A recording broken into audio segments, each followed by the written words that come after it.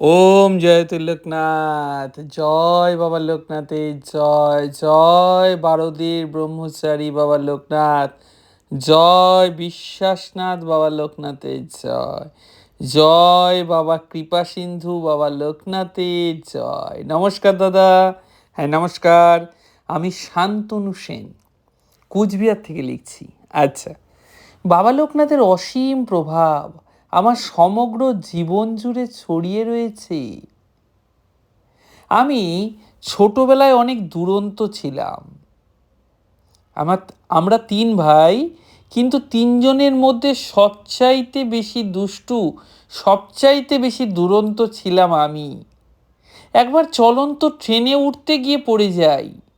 বাবা লোকনাথের কৃপায় আমার তেমন কিছুই হয় না। একবার ছেলে ধরার পাল্লায় পড়ে অসমের ধুবড়ি পর্যন্ত নিয়ে গিয়েছিল ওরা। পরে বিএসএফ আমাকে এবং আরও বেশ কিছু ছেলেকে ওদের কবল থেকে উদ্ধার করে বাড়িতে ফিরিয়ে আনে। বাড়িতেও খুব দুষ্টুমি করতাম বলে মারও খেয়েছি বহুবার, কিন্তু আমি শোধরাইনি। গায়ের চামড়া গন্ডারের মতো মোটা ছিল বলে মারও লাগতো না, বাবার মুখেই শুনেছি। কিন্তু যতই দুষ্টুমি করি না কেন, বাবা লোকনাথের প্রতি অবিচল ভক্তি আর পড়াশোনাতে দুর্দান্ত মনোযোগ দুটোই মারাত্মক রকমের ছিল আমার। আর তাই বাবা লোকনাথের কৃপায় খুব সহজেই জয়েন্ট এন্ট্রান্সে সফল হই। র্যাঙ্ক হয়েছিল খুব ভালো, 44। কাজেই সহজেই ডাক্তারিতে চান্স পেয়ে যাই। 5 বছরে এমবিবিএস কোর্স কমপ্লিট করে সরকারিভাবে ডাক্তার হয়ে উঠি। কিন্তু আমার বাবা লোকনাথের কাছে আমি সেই ছোট্ট দুষ্টু ছেলেটি রয়ে যাই। জাগতিক বয়স বাড়ায় শুধু দুষ্টুমির ধরনটুকু পাল্টেছিল মাত্র। যেমন ডাক্তারি পড়বার সময় স্যারের পকেটে টিকটিকির বাচ্চা ছেড়ে দেওয়া থেকে শুরু করে বন্ধুদের টিফিন চুরি করে স্যারের ব্যাগের ভেতর ঢুকিয়ে দেওয়া পর্যন্ত সব কিছুই করেছি দাদা। ডাক্তারি পাশ করে যেদিন বাবা মাকে প্রথমবার সুসংবাদটি জানিয়েছিলাম, সেটাও জানানোর আগে মিছিমিছি বলেছিলাম, বাবা আমি বিয়ে করে ফেলেছি। পরে জানিয়েছিলাম, না গো, তোমাদের ছেলে ডাক্তার হয়ে গেছে। একবার মনে আছে, বাবা লোকনাথের পুজোর জন্য চাঁদা তুলতে বেরিয়েছিলাম। পাড়ায় এক কাকু বলেছিল, লোকনাথ বাবার পুজো আবার কেউ চাঁদা তুলে করে নাকি? এটা তো নিজের নিজের বাড়ির পুজো। রাতের বেলা সেই কাকুর বাড়িতে ভূত সেজে গিয়ে ভয় দেখিয়েছিলাম।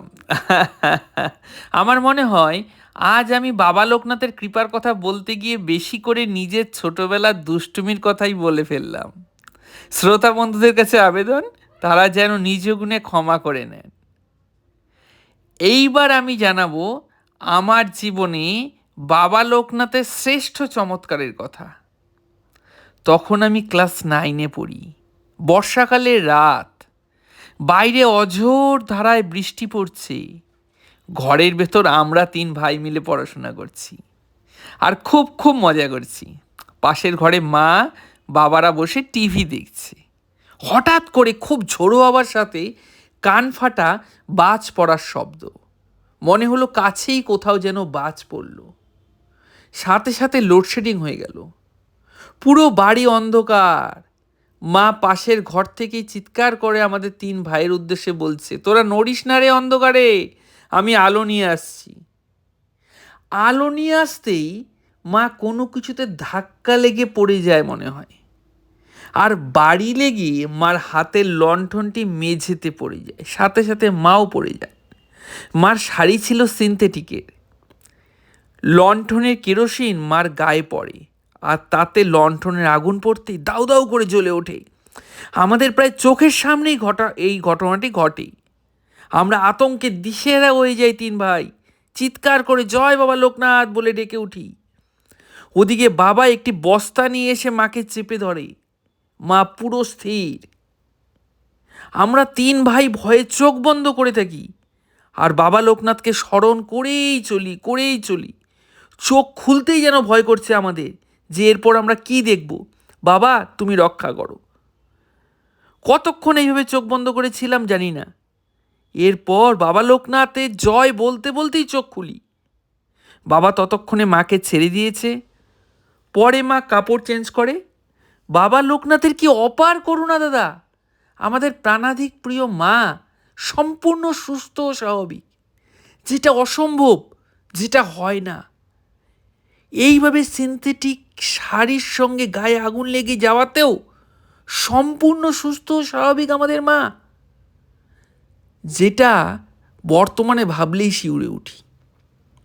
আমাদের বাবা লোকনাথ পারে না এমন কিছুই নেই, শুধু আর শুধুমাত্র তাকে স্মরণ করতে হয়।